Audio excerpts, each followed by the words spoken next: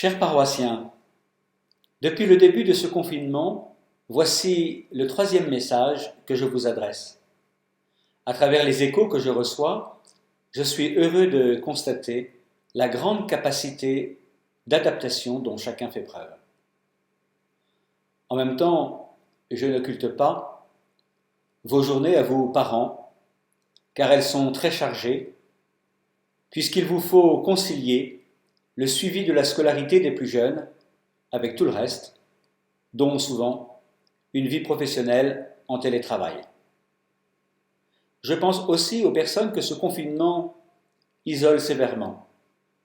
C'est dur pour la nature humaine, puisqu'elle est fondamentalement faite pour la relation.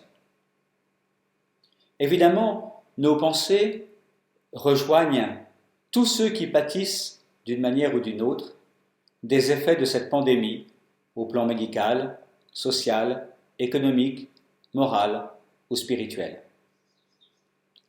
Par ce message, je veux surtout, pour vivre ces prochains jours, vous donner les informations utiles et entretenir le contact qui nous permettra de célébrer en communion les rameaux et toute cette semaine que nous qualifions de sainte parce qu'elle est l'œuvre même de Dieu. Dans la liturgie du Triduum pascal, qui part du jeudi saint au soir jusqu'au dimanche de la résurrection, le Christ offre sa vie pour nous sauver. Et nous-mêmes, nous nous mettons en condition de recevoir ce salut. C'est le sommet de toute l'année liturgique. C'est donc avec joie et sérieux que nous entrons au cœur de ces mystères de la foi, d'autant que, pour nous tous, le cadre sera totalement inédit. Notre évêque Monseigneur Roland invite chaque foyer à s'approprier la liturgie de ces jours afin d'expérimenter ce qu'est une église domestique. Une mise en œuvre est à prévoir, surtout si nous avons la chance d'être en famille ou avec d'autres. Des propositions existent sur beaucoup d'autres sites. Saisissez l'occasion, dit l'évêque, d'organiser une prière commune, puisque le Seigneur Jésus lui-même a promis « Quand 2 ou 3 sont réunis en mon nom, je suis là au milieu d'eux. » Ne vous contentez pas d'assister passivement aux liturgies visionnées à la télévision ou sur Internet. Le confinement auquel nous sommes contraints est une occasion de rappeler que chaque foyer doit constituer une ecclésiola, autrement dit une petite église. La paroisse étant le rassemblement de ces petites églises domestiques.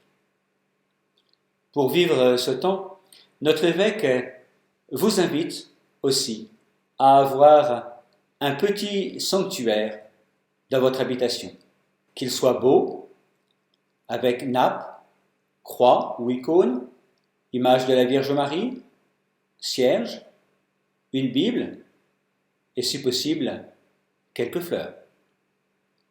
Personnellement, je vous suggère que la disposition soit évolutive pour mettre en valeur le caractère de chacun de ces jours, dont je vous rappelle la teneur.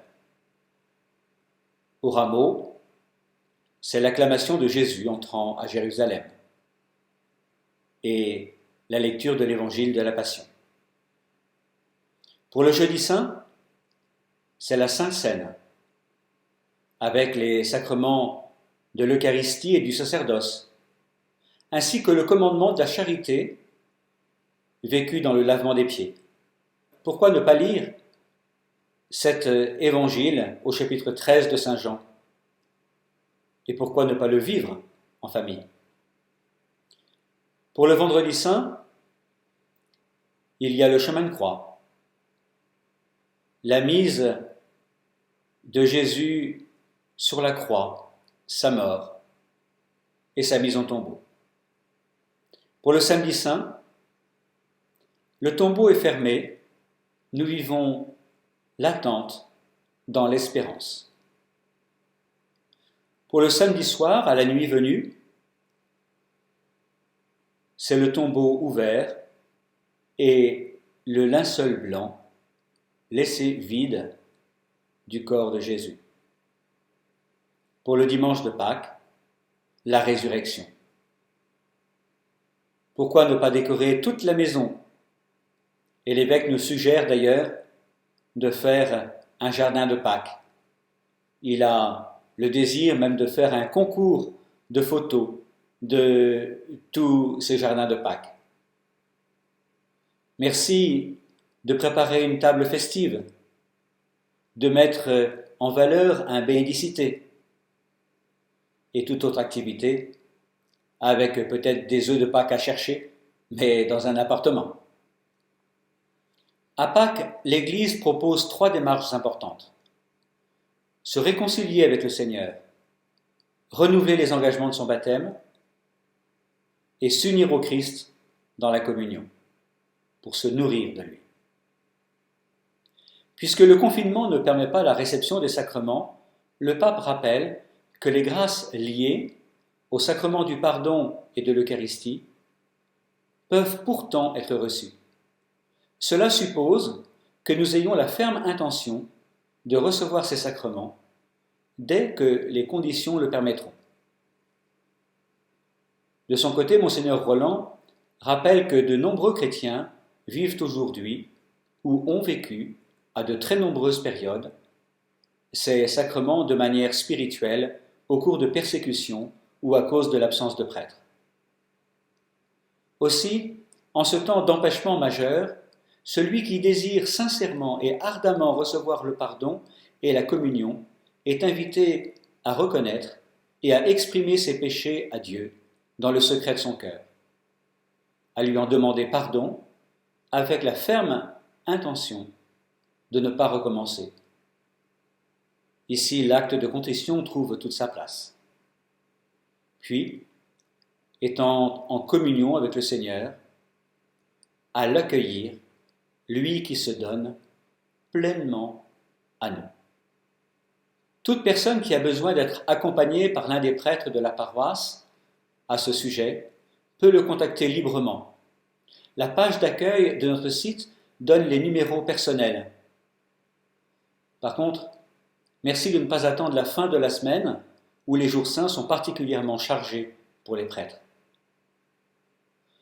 Au sujet du renouvellement des engagements du baptême, j'invite à ce que chacun le fasse de chez soi, et si possible en famille, avant le coucher du samedi ou le dimanche, jour de Pâques. Vous trouverez ce texte dans vos supports liturgiques habituels ou en cherchant « Rénovation des promesses baptismales » sur un moteur de recherche.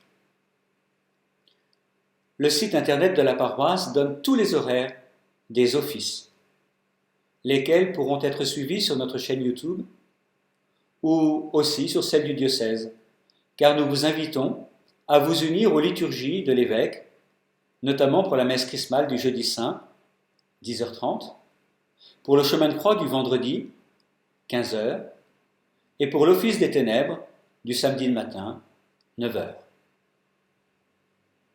Pour les rameaux, une vidéo est publiée ce samedi soir sur la chaîne YouTube.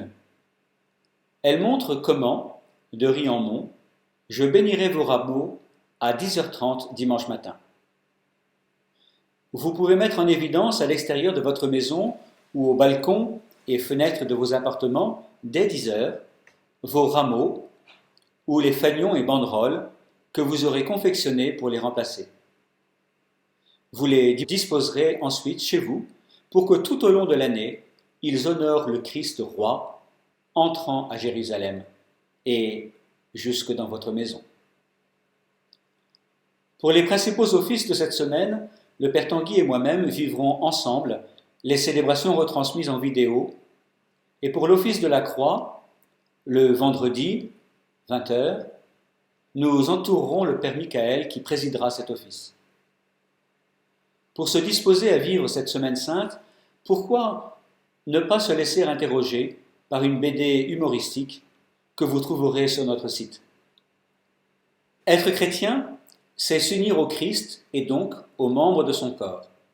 Du coup, comment vivre cette semaine sainte sans attention aux membres souffrants ou fragiles que nous pouvons aider concrètement grâce à la proximité, ou pour ceux qui sont à distance, que nous pouvons aider spirituellement, moralement par le téléphone ou financièrement. La chaîne YouTube donne une vidéo de Pierre-Bernard Lebas, diacre permanent, à ce sujet. Dans l'onglet Campagne caritative, vous trouverez le projet qui a été réalisé dans les 18 derniers mois au Bénin avec le Père Mérimée. Vous trouverez aussi le projet que nous commençons avec Sœur Marie-Stella au Togo. N'oublions pas non plus de soutenir nos frères chrétiens d'Orient. Pour cela, je vous invite à leur faire des dons par l'adresse de l'œuvre d'Orient que vous trouverez facilement sur Internet. Enfin, je termine par un aspect très concret. Depuis l'entrée en confinement, les trésoriers de la paroisse n'ont plus rien déposé à la banque. Non parce qu'ils sont confinés, mais parce qu'il n'y aurait rien à déposer en banque. Ce que vous donnez à la quête chaque dimanche est réellement ce qui fait vivre la paroisse. À cela s'ajoutent les offrandes que vous faites en confiant vos intentions de messe à célébrer, et aussi des dons. Or actuellement, cette source est pratiquement tarie, comme celle des cierges de dévotion d'ailleurs, puisque les églises sont fermées. Pour les finances du diocèse, le constat est identique. Le denier de l'Église s'est arrêté mi-mars, sauf pour ceux qui ont établi un prélèvement automatique, et nous les en remercions. Il est évident qu'en ce début de confinement, d'autres soucis nous ont accaparés, et c'est bien normal. Mais aujourd'hui, pouvez-vous penser très concrètement à ces divers aspects pour que le diocèse et la paroisse ne se retrouvent pas dans une difficulté majeure? Le site du diocèse s'est lui-même bien amélioré pour répondre à ce besoin. Vous pourrez sans difficulté faire toutes vos démarches en ligne en attribuant votre participation à la quête ou vos dons à la paroisse. Sur notre page d'accueil, vous trouverez également un lien pour vous y rendre. Je suis donc tout heureux de m'apprêter à vivre ces célébrations de la Semaine Sainte avec le Père Tanguy, le Père Michael et chacun d'entre vous. Je vous dis toute ma communion et ma prière. Je vous souhaite de bonnes fêtes de Semaine Sainte avant de vous dire bonne fête de Pâques dans très peu de temps. Bien à vous.